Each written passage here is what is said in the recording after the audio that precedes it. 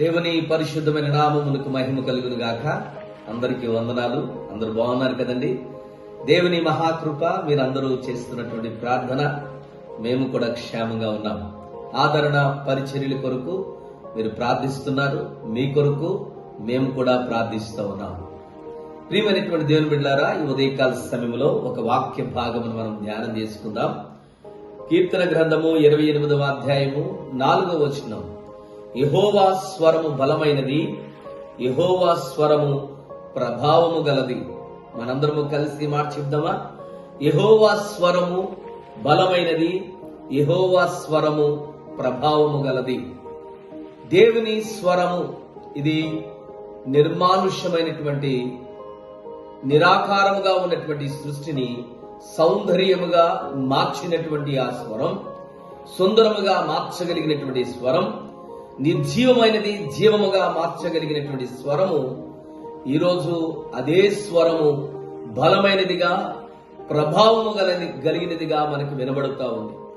ఈ స్వరము, యెహోవా స్వరము, నిరాశలో ఉన్నటువంటి నీ జీవితాన్ని ఆశ కలిగినటువంటి ప్రాణముగా, ఆ తృప్తిపరిచేటువంటి దేవుడు, నిర్మానుష్యమైనటువంటి నీ జీవితాన్ని చక్కగా అందంగా రూపుదిద్దగలిగినటువంటి దేవుడు.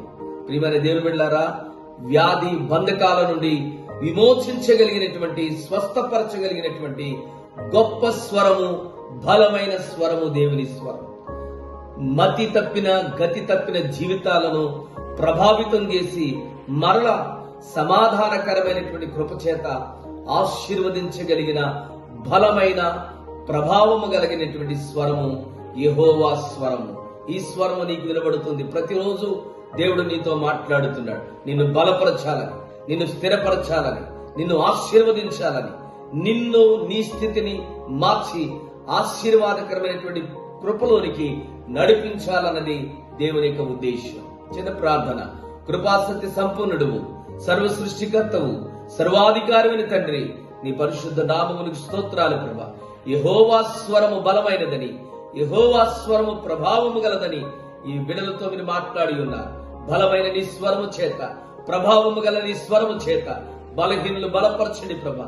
సమాధానం లేని వారికి సమాధానం దయచేయండి, నెమ్మది లేని వారికి నెమ్మది దయచేయండి. బిడ్డలందరినీ కూడా ఆశీర్వదించమని, వారి వ్యక్తిగత, కుటుంబ, ఉద్యోగ జీవితాలను ఆశీర్వదించమని యేసు క్రీస్తు వారి ప్రశస్త నామములో ప్రార్థించి అడుగుచున్నాము తండ్రి. ఆమేన్, ఆమేన్. అందరికీ వందనాలు. ఇట్లు మీ ప్రియ సహోదరుడు పాస్టర్ కె ఆనందరావు, ఆదరణ పరిచర్యలు, జిన్నూరు, నరసాపురం.